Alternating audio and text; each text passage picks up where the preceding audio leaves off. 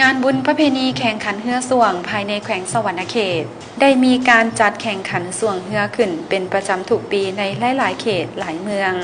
แต่งานส่วงเรือประเพณีที่คึกคืนและยิ่งใหญ่ที่สุดก็ต้องยกให้งานบุญประเพณีออกพรรษาส่วงเรือประจำปีที่ท่าวัดใหญ่ไสยภูมินครไกรสอนพรหมวิหารแขวงสวรรณเขตเพื่อสืบสานขนบธรรมเนียมฮีตของประเพณีอันดีงามและเพื่อสมมาคารวะแม่น้ำสายหลักก็คือแม่น้ำของรวมถึงแม่น้ำสาขาตลอดหอดห้วยหนองคองบึงบอนที่เศร้าผุดทั้งหลายได้ใส่ทำมาหากินอย่าง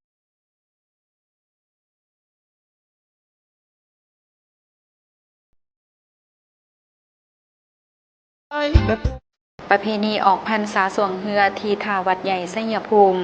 จัดขึ้นในระยะออกพรรษากงกับมือเพ็ง15 ค่ำและแฮม1 ค่ำเดือน11 ลาวถือเป็นงานบุญปางใหญ่ที่ต้องปฏิบัติในทุกๆปีซึ่งชาวนครไกรสอนพรหมวิหารก็คือชาวแขวงสวรรณเขตได้พร้อมพากันจัดตั้งงานบุญดังกล่าวขึ้นอย่างคึกคืนม่วนซื่นเพื่อความสืบสานและอนุรักษ์รักษาฮีตของประเพณีอันดีงามของศาสตร์ลาวไว้ตามที่พวกเขาได้เคยปฏิบัติกันมาตั้งแต่โบราณกาลซึ่งในปีนี้กงกับวันที่17 ถึง 18 ตุลาคริสตศักราช 2024กงกับมือเพ็ง15 ค่ำและแฮม1 ค่ำเดือน11 ลาวพุทธศักราช 2567โดยบรรดาการนำของแขวงการนำของนครเมืองบ้านแผนกการกรมกองนักธุรกิจพ่อค้าเศร้าขายและพ่อแม่ประชาชนสั้นคนต่างๆพิเศษยังมีคณะผู้แทนของแขวงมุกดาหารราชอาณาจักรไทยยังได้เดินทางมาร่วมพิธีเปิดงานบุญออกพรรษาส่วงเรือประจำปีนี้อีกด้วยท่านประสงค์สินเจริญสุขเจ้านครไกรสอนพรหมวิหารกล่าวรายงานว่างานบุญประเพณีออกพรรษาส่วงเรือประจำปี 2024 ปีนี้ก็ได้จัดให้มีหลากหลายกิจกรรมเพื่อเป็นการอนุรักษ์รักษาฮีตของประเพณีอันดีงามของชาติลาวไว้ตามที่พวกเราเคยได้ปฏิบัติกันมาตั้งแต่โบราณกาลทั้งเป็นการส่งเสริมการท่องเที่ยวทางด้านวัฒนธรรมเช่นเช้าวันที่17 ตุลา 2024ได้มีการใส่บาตรถวายสังฆทานตามฮีตของประเพณีตอนกลางเวรมีการแข่งขันเรือส่วงประเภท12 สีพายในค่ำคืนของวันเดียวกันก็ได้มีการไหลเรือไฟจากกลุ่มบ้านพัฒนาที่ 6ที่ได้รับเกียรติเป็นเจ้าภาพตกแต่งเรือไฟดังกล่าวให้มีความสวยสดงดงามด้วยสีสันที่หลากหลายและมีการไหลกระทงจากบรรดาทานการนำขันต่างๆของแขวงนครพ่อแม่ประชาชนชาวนครไกรสอนพรหมวิหารแขกต่างเมืองต่างแขวงและต่างประเทศที่มาร่วมงานพากันไหลกระทงตามฮิตของประเพณีอย่างเป็นขบวนฝุดฟื้นม่วนซื่นโดยนำไส้วัสดุจากธรรมชาติที่เป็นมิตรกับสิ่งแวดล้อมพร้อมกันนี้ฐานนางหลิงทองแสงตะวันห้องเจ้าแขวงสวรรณเขตก็ยังกล่าวว่าการจัดงานบุญประเพณีออกพรรษาส่วงเรือประจำปีพุทธศักราช 2567ก็แม่นกิจกรรมหนึ่งเพื่อส่งเสริมและดึงดูดการท่องเที่ยวการค้าขายการลงทุนภายในแขวงและทั้งเป็นการดึงดูดนักท่องเที่ยวทั้งภายในและต่างประเทศเข้ามาท่องเที่ยวและลงทุนอยู่แขวงสวรรณเขตให้หลายขึ้นเพื่อกระตุกสุกยู่เศรษฐกิจของแขวงสวรรณเขตให้มีการเติบใหญ่ขยายตัวติดพันกับกิจกรรมปีท่องเที่ยวลาว 2024 ของแขวงสวรรณเขตซึ่งในปี 2024 นี้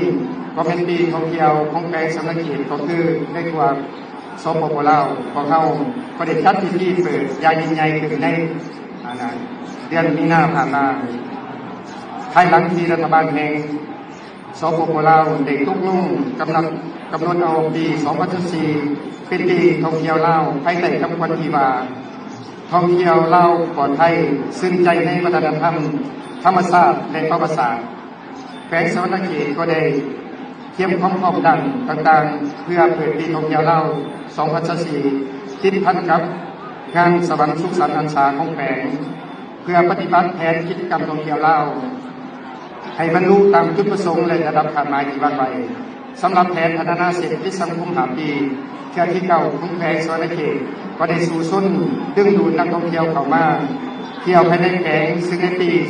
2024 ในระยะ9 เดือนผ่านมามีนักท่องเที่ยวเข้ามาเที่ยวแขวงสวรรณเขต จำนวน 630,000 กว่าคนในนั้นไกด์สำนักเขตเป็นต้นนครไกรสอนบริหารแม้ได้เน้นในการท่องเที่ยวเสริมประวัติศาสตร์ท่องเที่ยวเสริมอนุรักษ์ตัวเมืองเก่าเป็นหลักเพื่อแน่ใจให้เขตดังเก่าได้เป็นจุดซุ้มเป็นแลนด์มาร์คของไกด์สำนักเขตและดึงดูดนักท่องเที่ยวทั้งภายในและต่างประเทศเข้ามาเที่ยวชมให้นับมือนับหลายขึ้นและงานบุญประเพณีออกพรรษาสงฆ์เรือก็แมนกิจกรรมหนึ่งนอนในแผนงานของปีท่องเที่ยวปี 2024 ที่นครไกรสอนบริหารแขวงสำนักเขตสำหรับการจัดเตรียมงานบุญสงฆ์เรือนับในวันที่ 1 ตุลาคม 2024 เป็นต้นมาคณะภาคอำนาจกับปกครองแขวงนครสันคนต่างๆชาวนครไกรสอนบริหารของพวกเขาได้พร้อมพากันซุ้มกำลังและสติปัญญาในการหาการเตรียมเพื่อสร้างกันไทยอำนาจความสะดวกในด้านต่างๆให้แก่การจัดงานในบุญครั้งนี้อย่างเป็นเกี่ยวกับและเป็นกระบวนการฟื้นซึ่งได้มีการนำพาสีนำพ่อแม่ประชาชนและองค์การจัดตั้งต่างๆสร้างกระบวนการออกให้งานอนามัยรวมและแต่งตั้งอนุกรรมการรับผิดชอบแต่ละหน้าเรียนมาฮอดวันนี้ก็คือว่าการจัดเตรียมจัดงานบุญสงฆ์ของพวกเราแค่นี้พร้อม100%และได้จัดขึ้นอย่างเป็นทางการพร้อมทั้งเป็นการอนุรักษ์รักษากิจของประเพณีจัดกิจกรรมแหล่งเรียนมาทำและสินค้าของพี่น้องสองฝั่งของลาวไทยพิเศษกว่าแมนสวรรค์เขตและแขวงมุกดาหารประเทศไทยข้าพเจ้าขอเชิญพวกเราชาวแขวงสวรรค์เขตได้มีความเป็นเอกภาพพร้อมเพรียงกันจัดงานบุญประเพณีออกพรรษาช่วงเรือประจำปีขึ้นอย่างเป็นทางการเพื่อสืบทอดอนุรักษ์รักษาขนบธรรมเนียมที่ของประเพณีอันดีงามของชาติไว้ให้ยืนยงคงอยู่คู่กับประชาชนลาวตลอดไปงานดังกล่าวได้จัดขึ้นในท่ามกลางบรรยากาศที่ทั่วรวมชนลาวบรรดาเผ่าชาวแขวงสวรรค์เขตของพวกเราควรกำลังออกแข่งขันกันจัดตั้งพันขยายบัดนี้ของประชุมใหญ่ครั้งที่11ของพรรคครั้งที่9ขององค์คณะพรรคแขวงให้ปรากฏผลเป็นจริงคณะการจัดงานบุญประเพณีออกพรรษาช่วงเดือนประจำปีพ.ศ. 2567ก็เป็นกิจกรรมหนึ่งเพื่อส่งเสริมและดึงดูดการท่องเที่ยวการค้าขายการลงทุนภายในแขวงและทั้งเป็นการดึงดูดนักท่องเที่ยวทั้งภายในและต่างประเทศเข้ามาท่องเที่ยวและลงทุนอยู่แขวงสวรรค์เขตไฮไลท์ถึงเพื่อกระตุ้นสุขโยชน์เศรษฐกิจของแขวงสวรรค์เขตของพวกเราให้มีการเติบใหญ่ขยายตัวที่ทันกับการจัดกิจกรรมที่ท่องเที่ยวลาวปี 2024 ของแขวงสวรรค์เขต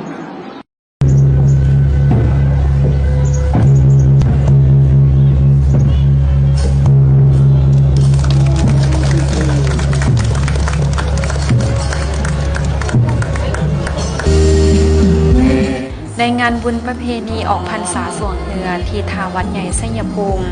อันที่ขาดบ่ได้ของพิธีเปิดงานในทุกๆปีนั่นก็คือ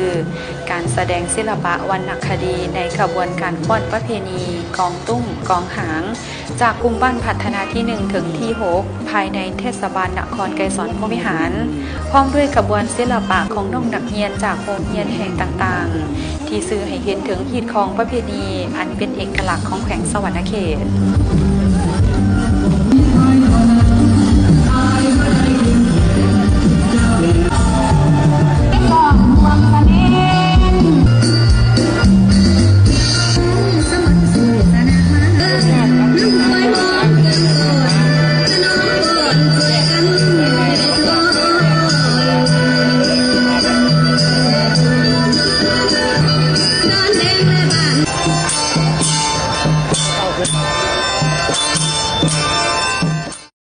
สำหรับพระเอกของงานประเพณีออกพรรษาสวงเฮือที่ท่าวัดใหญ่ชัยภูมิปีนี้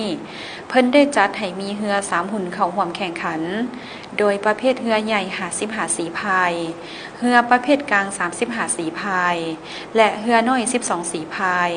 ซึ่งเฮือที่เข้าร่วมแข่งขันแม้นมีทั้งเฮือภายในแขวงเขตเทศบาลนครและเดินทางมาไกลจากเมืองและเขตต่างๆเป็นจำนวนหลาย